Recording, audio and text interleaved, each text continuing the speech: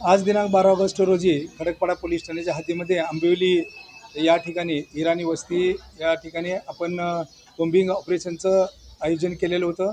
या कोम्बिंग ऑपरेशनमध्ये जवळजवळ 20 पोलीस अधिकारी आणि जवळजवळ 60 पोलीस अंमलदारच्या मार्फत आपण कोम्बिंग ऑपरेशन आयोजित केलेलं होतं.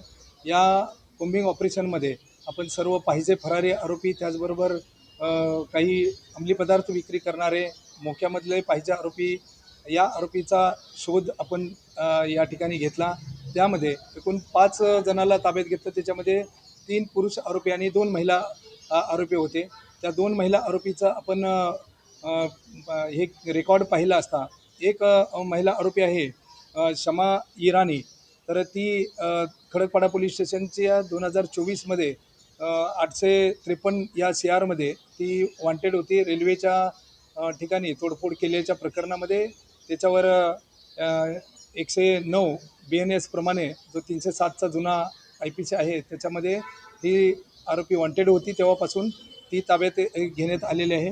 त्याचबरोबर दुसरी जी आरोपी आहे महिला नफिसा इराणी, ती 2016ला एक मानपाडा पोलीस स्टेशनचा रॉबरीचा गुन्हा होता. त्याच्यामध्ये MCOC कलमांतर्गत कारवाई झालेली होती. 2016पासून ती वॉन्टेड होती.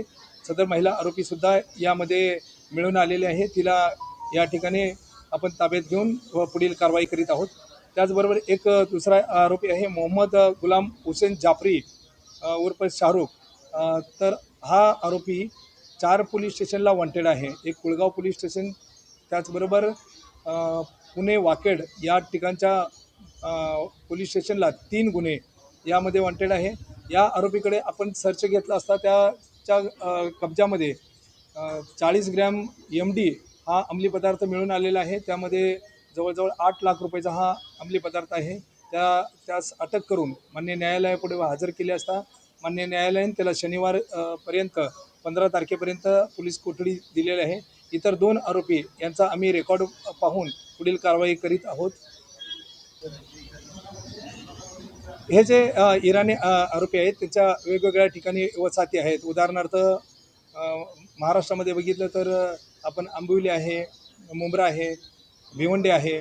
त्याचबरोबर हे भोपाळ या ठिकाणी सुद्धा त्यांची वसाहत आहे. त्याचबरोबर ते बिदर, कर्नाटक, मग हे वेगवेगळ्या ठिकाणी जातात. गुन्हे केल्यानंतर या राज्यातून त्या राज्यामध्ये जाऊन त्या ठिकाणी आसरा घेणं. म्हणजे आपण आज अचानक कोम्बिंग ऑपरेशन वरिष्ठांच्या आदेशाने राबवण्यात आलेलं होतं. या दरम्यान सदरची कारवाई करण्यात आलेली आहे.